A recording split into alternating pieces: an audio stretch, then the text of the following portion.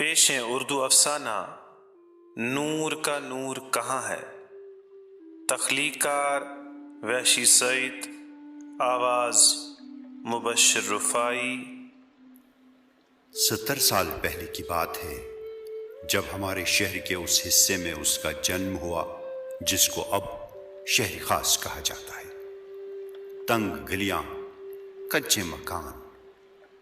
اس کا دادا اسے اپنی بیوی کی گود میں ڈالتے ہوئے بولا، سرات، اس کا نام سرات ہوگا۔ اس دن سفید دیوان خانے میں ایک ایسے ظلم نامے پر دستخط کیے گئے جس سے ناگاساکی اور ہیروشیما دونوں کی دنیا تباہ ہو گئی، اور جو نئی دنیا ابھر کر سامنے آئی اسے انتشار کی دنیا کہا جانے لگا۔ جب دنیا کا نیا نقشہ ابھر کر سامنے آ رہا تھا، مصر نے سویج نہر پر پہرا بٹھا دیا۔ یہ وہی مصر تھا جہاں ہزاروں سال پہلے فرعون شہنشاہ ہوا کرتا تھا، قدیم مصر کا سب سے طاقتور شہنشاہ۔ فرعون کے محل کی دیواروں میں رنگ برنگ کے جواہرات ایسے جڑے ہوئے تھے جیسے کھلے آسمان میں بے شمار تارے چمک رہے ہوں۔ اس کے دربار کی مغربی دیوار کے ساتھ ایک بڑی قداور سونے کی مورتی تھی جس کو وہ اپنا خدا مرا کہتا تھا۔ مصر کے لاجواب فنکاروں نے وہ مورتی اس طرح بنائی تھی کہ جیسے وہ اپنی پوجا کرنے والوں کو آشیرواد دے رہی ہو۔ مرا کے قدموں کے نیچے فرعون کا تخت زمرد تھا۔ اس کے دائیں اور بائیں سونے اور چاندی کی کرسیاں قطار میں ایک دوسرے کے سامنے سجی ہوئی تھیں۔ دربار کے صحن میں بلور کے کئی فانوس آویزاں تھے۔ اس دن حسب معمول فرعون کے چاپلوس درباری ایک ایک کر کے آئے۔ ان سب کے اکٹھا ہوتے ہی 2 قداور اردلی نے دربار کا بڑا دروازہ کھولا۔ آواز بلند ہوئی، خاموش، ہوشیار باش، شہنشاہوں کے شہنشاہ، جہاں پناہ فرعون جلوہ افروز ہو رہے ہیں۔ فرعون اپنی خوابگاہ سے سیدھا دربار میں حاضر ہوا۔ پہلے اپنے خدا مرا کو سجدہ کیا اور تخت زمرد پر براجمان ہوتے ہوئے حکم دیا، کارروائی شروع ہو۔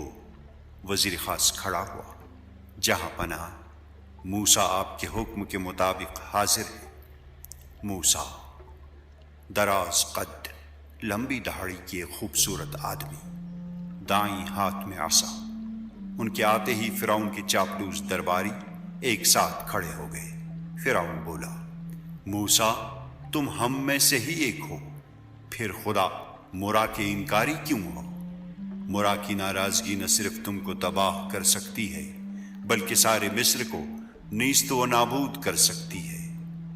موسیٰ نہایت سکون کے ساتھ بولے، اے فرعون، تم خدا کو مورتی میں ڈھونڈتے ہو، لیکن وہ ایسا نور ہے جس کو نہ دیکھا جا سکتا ہے نہ چھوا جا سکتا ہے، صرف محسوس کیا جا سکتا ہے۔ لگتا ہے تم ذہنی پریشانی میں مبتلا ہو۔ ہم نے خدا مرا سے کہا بارش ہو، بارش ہوئی۔ دشمنوں پر فتح چاہیے، فتح ملی۔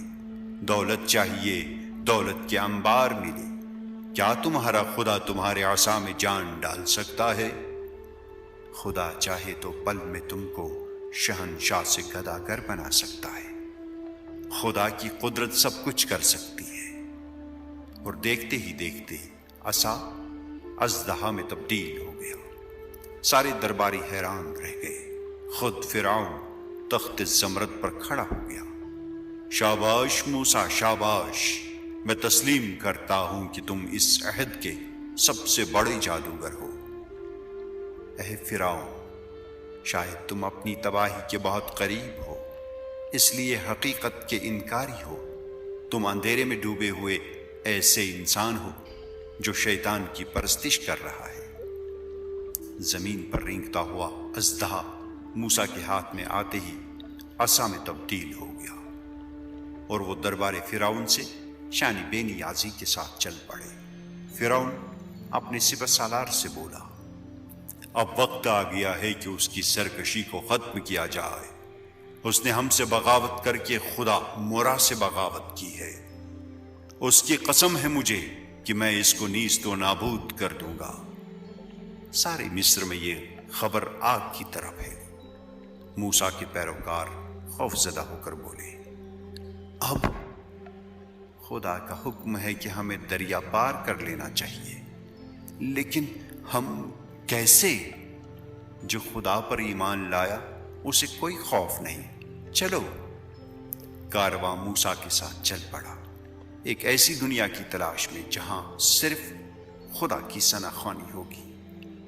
صراط جب شہر خاص سے ہجرت کر کے شہر جدید میں آیا تو وہاں کشادہ سڑکیں، بڑی عمارتیں تھیں، بڑی بڑی گاڑیاں سڑکوں پر آمد و رفت میں مصروف تھی۔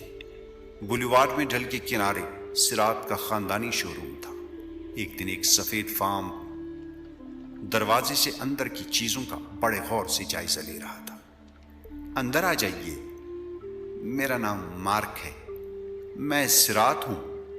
اس ملاقات کے بعد صراط اور مارک کی دوستی کی داستان شروع ہوئی۔ ایک دن ڈل کے کنارے کھڑے ہو کر ہاری پربت کی جانب دیکھتے ہوئے مارک صراط سے بولا، ہم سب کچھ نہ کچھ تلاش کرتے رہتے ہیں، جس دن ہمیں معلوم ہو جائے گا کہ ہمیں کیا چاہیے، اس دن وہ تلاش ختم ہو جائے گی اور اس کی جگہ دوسری تلاش لے لے گی۔ مارک صراط کو اپنی دنیا میں لے گیا۔ وہ شہر جدید سے پہلی بار اس سے بھی تیز رفتار دنیا میں پہنچا، ایک مختلف دنیا جہاں سب کچھ نظروں کے سامنے ہوتے ہوئے بھی نظروں کے سامنے نہیں۔ جادو نگری شہر جدید کے لیے واپسی پر صراط نے مارک سے یہ ایک جملہ کہا اور راستے میں اسے چارلس ہسٹن، ایلزبتھ ٹیلر اور نہ جانے کتنے ملے، اس کے قدموں کو چومتے رہے۔ یونیورسل اسٹوڈیو میں اس نے موسیٰ، کلوپترا اور فرعون کو دیکھا۔ وہ ایک دوسرے سے ایسے باتیں کر رہے تھے مانو ہزاروں سالوں سے ایک دوسرے کے دوست ہوں۔ ڈزنی لینڈ جانے کے لیے وہ جس پرانے وقتوں کے ایک سمندری جہاز میں سوار ہوا، اسے قزاقوں نے اغوا کر لیا۔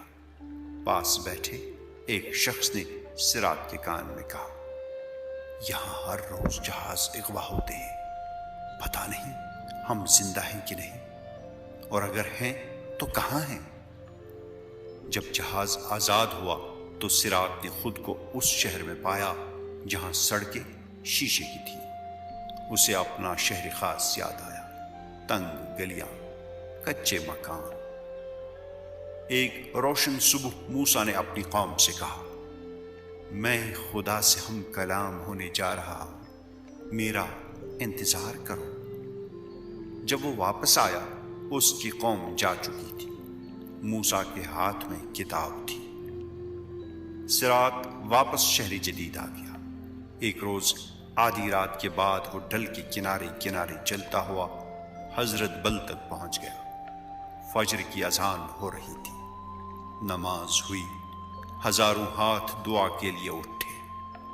لال چوک کے پارک میں وہ لوگ جمع ہوئے اور فریاد کرنے لگے، ہم کو بتاؤ ہمارے پیارے کہاں ہیں؟ شہر خاص کا صراط شہر جدید میں گم تھا، ڈل سمٹ رہا تھا۔ ڈزنی لینڈ میں جہاز اغوا ہو رہے تھے اور موسیٰ کی قوم جو اس کا انتظار نہ کر سکی ایک جگہ سے دوسری جگہ بھٹک رہی تھی۔ ایک روز اذان سحر کے وقت صراط نے ایک نورانی شخصیت دیکھی۔ تم شاید؟ میں نور کا نور ہوں، تم سے ملنا کس طرح ممکن ہے؟ مجھ سے ملنا بہت آسان ہے، لیکن تمہاری ادھوری تلاش اس امر کو مشکل بنا دیتی ہے۔ نور کا نور مسکراتے ہوئے دھند میں غائب ہو گیا۔ صراط آج تک اپنی ادھوری تلاش کے ساتھ بھٹک رہا ہے۔ نور کے نور، تم کہاں ہو؟ اگر آپ کو یہ ویڈیو پسند آیا ہو تو برائے کرم لائک، شیئر اور سبسکرائب کرنا نہ بھولیں۔ بہت بہت شکریہ۔